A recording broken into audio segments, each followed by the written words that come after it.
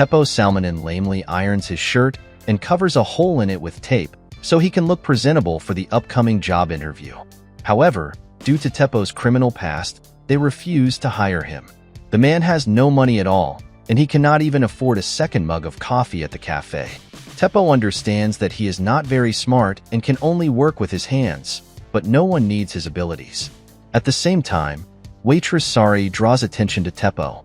The woman treats the visitor to a second mug of coffee and even invites him to her home, where the two spend the night in bed. In the morning, Sari discovers swastika tattoos on Teppo's body, which enrages her, and she kicks the man out of the house. Teppo goes to the soccer field to play soccer with his neo-Nazi friends. In the evening, Teppo buys flowers and waits for Sari near the cafe, but she ignores the man and passes by.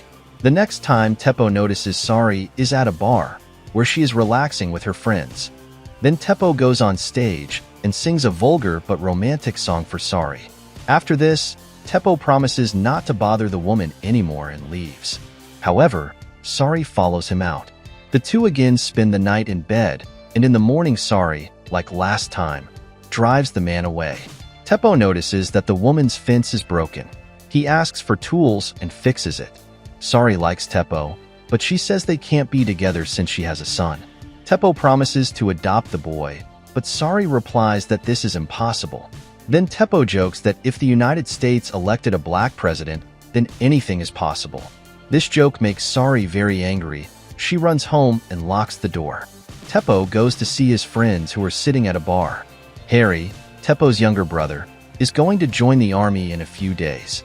In a bar, one of the neo-Nazis beats a black woman for allegedly looking at her boyfriend with interest. Ali attacks the migrant bartender for allegedly providing poor service and not issuing a receipt. The bartender shows the receipt, but this does not stop the enraged visitors. In the evening, the neo-Nazis continue their illegal activities and overturn a kiosk where a black guy is selling pizza. The group doesn't stop there and beats up the seller. Teppo understands that it is time to change something in his life and again goes to Sari. He tries to explain that, having become the leader of a group of neo-Nazis, he is fighting for his country and can't just leave the organization now. However, this will not stop him from raising Sari's child as his own. The woman replies that she will tear the man to pieces if he in any way offends her son. The boy is currently spending his school holidays with his father in Sweden. Teppo and Sari come to watch Harry take the military oath. The two quickly become close, and the man soon moves to live at Sari's home. The man is very nervous before meeting her son. When the boy finally enters the house, the neo-Nazi freezes in surprise, because Ramadani has black skin. Not knowing what to say, Teppo offers the boy a banana, but he refuses. The man tries his best to ignore the fact that Ramadani is black. Everything goes well until Ramadani in the sauna notices tattoos on Teppo's body in the form of a Nazi swastika and a lion, which only Aryan patriots have. The next morning, the boy demands that the neo-Nazi get out of their house. Teppo explains that this is the Lion of Finland and that he is proud of his country, but this does not convince Ramadani, who has been insulted many times for his skin color. The next day, Teppo accompanies Ramadani to school, who strongly dislikes his mother's boyfriend. The boy turns on the Muslim prayer on his phone and begins to pray right on the street. In the evening, Teppo picks up Ramadani from school, wearing a hat and dark glasses on his head so that no one recognizes him. Soon Ali and his friends arrive at the house, insisting that Teppo come for an important meeting. Teppo does not allow his friends to go inside and immediately closes the window. Ramadani asks Teppo to help him with his school homework. The two go outside, where the boy says that the man needs to burn the Finnish flag in front of the video camera. Teppo refuses, so Ramadani sets the flag on fire himself. The man puts out the fire, and Ramadani continues to mock and offers to make a video of a neo-Nazi beating a child.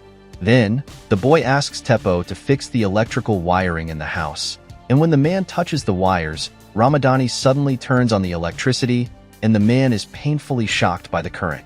Teppo runs into a meeting of neo-Nazis at the last minute, where they are discussing how to punish foreigners who dare to sell sausages in their neighborhood. The leader then discusses the dangers of Islam with the important guest. Ali is jealous of Teppo, since he himself has long been laying claim to the role of leader in the local neo-Nazi group. While Sari is out, a drunken Teppo thinks it's time for them to break up, as they have very different views on life. Soon Teppo finds the note and immediately rushes to the hospital, where Sari was taken a few hours ago. The woman says that she will have to spend some time in the hospital and admits that she is pregnant with Teppo's child. The man is overjoyed and changes his mind about breaking up with his girlfriend. However, it is Teppo who will soon have to look after Ramadani. It turns out that it is the boy's fault that his mother ended up in the hospital. He put rat poison in the neo-Nazis' food, but Sari ate it instead of Teppo. The boy sobs, and Teppo offers him a temporary truce, at least until Sari returns from the hospital. At school, bullies constantly bully Ramadani and call him names. Teppo advises the boy to stand up to the bullies and even to fight them if necessary.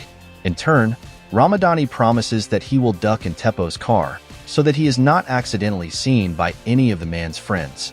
In the evening, Ali chases a black salesman from a kiosk in a truck, and Teppo realizes that he no longer likes such entertainment. The next morning, Teppo teaches the boy to fight, but accidentally knocks him to the ground. At this moment, Harry arrives at the house, who for some reason was tired of serving in the army and decided to run away from there. Seeing his younger brother, Teppo asks the boy to hide in his room in the house. Harry declares that he will stay with his brother for a few days. At this moment, several grenades that he stole from a military unit during his escape fall out of his backpack. Harry notices photos of Ramadani, and Teppo lies that Sari is just helping an African boy. The brothers go to the sauna, where Teppo beats Harry so that he comes to his senses and returns to the army. The next day, the grenades disappear somewhere. Teppo, who himself served in the army several years ago, brings his brother to the military unit and asks the commander to give Harry another chance. It turns out that Harry escaped from the army because he did not want to follow the orders of the Asian man. The commander concludes that Harry is not only a deserter, but also a psychopath, and he is not fit for military service. The patriot Harry is very upset because he is not allowed to defend his homeland, and Teppo is worried about the grenades that his younger brother hid. Returning home, Harry sees Ramadani and opens his mouth in surprise. Teppo warns his brother not to touch the boy or his belongings. Teppo then searches the entire house, but still does not find the grenade. Harry draws a line on the floor and orders the boy not to go beyond it. Seeing this, Teppo beats his younger brother again, erases the line, and promises that Harry will soon move out of here. Despite this, Ramadani is afraid and hides a knife under his pillow. In the morning, Harry draws the line again, so the boy has to try hard to get the ball that rolled behind it. Harry even threatens to invite his neo-Nazi friends here if his older brother doesn't stop beating him. Teppo goes to the hospital to see Sari. Fortunately, the poisoning did not affect the woman's pregnancy, but the woman will have to stay in the hospital for a few more days. At school, bullies tear Ramadani's shirt. Teppo catches the bullies and beats them for it. Soon the bullies' fathers take baseball bats and come to Teppo's house, where they begin to beat him. At first, Harry ignores what is happening, but still decides to stand up for his older brother, and together they repel the uninvited guests. The boy thanks Teppo for standing up for him at school. This finally touches Teppo's heart, who promises to always protect Ramadani. When the bullies next attack Ramadani, he uses the technique Teppo taught him and beats the bully badly. For this, Ramadani is going to be expelled from school for a week, but Teppo shouts at the school principal and tears up the expulsion document. Teppo agrees to become the boy's bodyguard at school and accompanies him to classes. The teachers don't like it, but Teppo has no intention of leaving. A few days later, Ramadani's biological father, Salif, arrives. Harry refuses to say hello to Salif, who only laughs at the neo-Nazis' principles. Salif, unlike Harry, served in the army, and he faithfully pays taxes, while Harry lives on unemployment benefits. Soon, the bullies' fathers bring a whole crowd with them, intending to beat up Teppo. However, Teppo calls on his neo-Nazi friends for help. The neo-Nazis quickly disarm all opponents and beat them. Ali shouts, "For White Finland," but Teppo only raises his hand at the last moment to follow the others. Harry notices this and is perplexed, because the older brother is their leader. In the evening, neo-Nazis, not wanting to stop, attack a gypsy camp. Teppo takes part in the beating of the gypsies along with the others. At home, Ramadani proudly tells Teppo that he cooked dinner for himself today and asks the man to read to him before bed. Teppo feels ashamed and starts crying. Harry sees his older brother's tears. Teppo confesses to Sari that because of his association with neo-Nazis, the Moroccans raped his ex-girlfriend. Teppo is worried that Ramadani, whom he already considers his adopted son, may now suffer because of this. Teppo even promises the boy that he will never hit anyone again. Teppo arrives at the soccer field and tells his friends that he will play with them, but he will not be alone. When Teppo takes Ramadani out of the car and starts playing soccer with him, the other neo-Nazis can't believe what's happening. The neo-Nazis surround Teppo, but Harry stands up for him. At the same time, Harry is not going to share the worldview of his older brother. Harry continues to call Ramadani and his father names.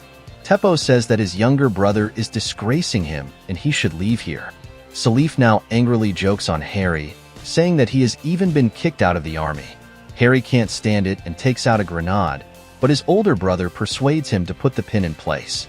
Salif is about to leave, but again quarrels with Harry and calls him a Nazi loser. Harry becomes enraged and throws a grenade at the man's car. Luckily, Salif only gets a few scratches. Harry runs away, but Teppo does not tell the police where his younger brother is hiding. Soon the brothers arrive at their father's house. Teppo persuades his younger brother to surrender to the police and promises that they will then open some kind of joint business. Before saying goodbye, Harry apologizes for everything he has done. Then Harry goes to the toilet. Teppo realizes that his brother had a grenade in his hands, but it is too late. When Teppo returns from the funeral of his younger brother, he sees the entire gang of neo-Nazis near the house. They attack their former leader and knock him to the floor. Ali takes out a grinder from his bag and erases the white lion tattoo from Teppo's chest down to the flesh. Everything around is splattered with blood. Having finished their work, the neo-Nazis leave. At this moment, Sari and her son return home and look in horror at the bloodied Teppo. However, Teppo just smiles and says that he is fine, ready at last to start a new life.